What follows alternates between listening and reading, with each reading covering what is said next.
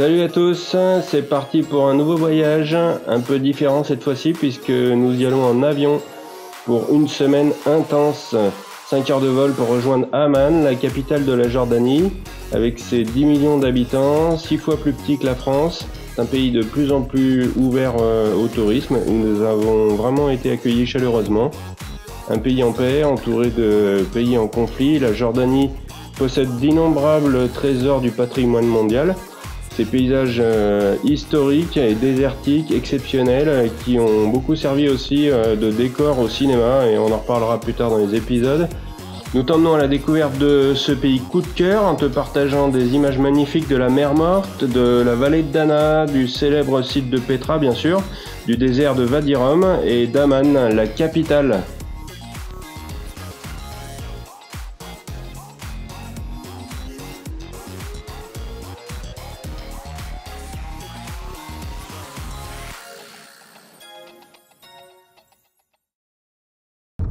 Ça y est, on est arrivé en Jordanie là. On est à Amman là. On a passé la nuit à l'hôtel, on est arrivé super tard hier soir avec l'avion. On s'est levé tôt pour récupérer la voiture de Locke et profiter de toute la journée. Ça fait vraiment longtemps qu'on rêve de faire ce voyage magnifique, donc on l'a super bien préparé pour en profiter à fond. Et là on est en route pour Madaba.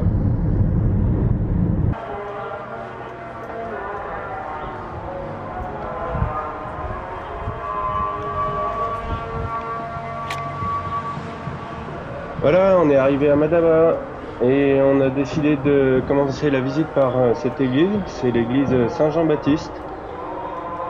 Et on va pouvoir monter tout en haut du clocher pour avoir une super vue sur la ville.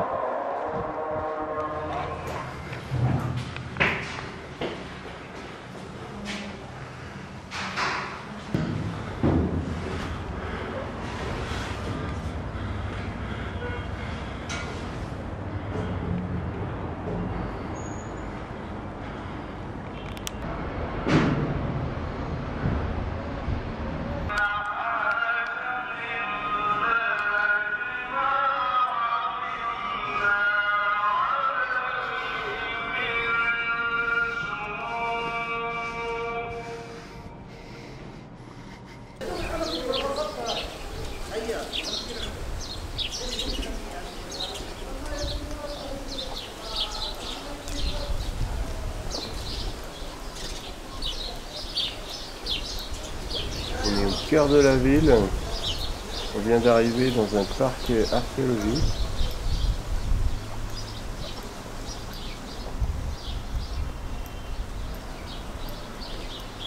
Il faut savoir que cette ville a été détruite sans doute par un important tremblement de terre en 749. Donc elle a été abandonnée pendant 1000 ans. Et c'est au 19e siècle, lors de sa reconstruction, que beaucoup de mosaïques ont été découvertes. On est sur le site d'un ancien palais, donc du coup qui aurait brûlé lors de ce tremblement de terre.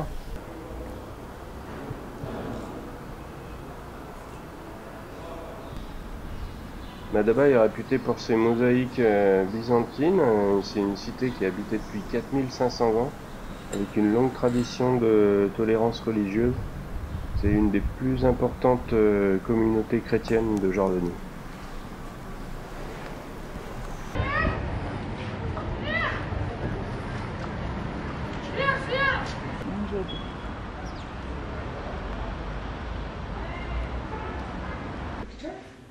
On vient d'entrer dans l'église orthodoxe Saint-Georges.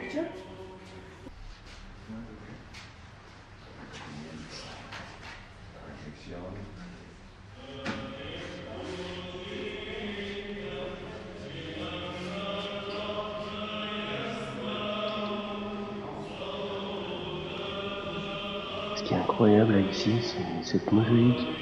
C'est une carte en fait qui a été réalisée en 560, à l'origine qui mesurait 20 mètres de long et 6 de large. C'est une carte en fait qui permettait aux pèlerins de s'orienter en Terre Sainte. Donc il y a toutes les villes en fait qui sont représentées. Et ici c'est le Jourdain. En fait on voit les poissons qui remontent le Jourdain, la mer Morte, pour échapper à l'eau salée.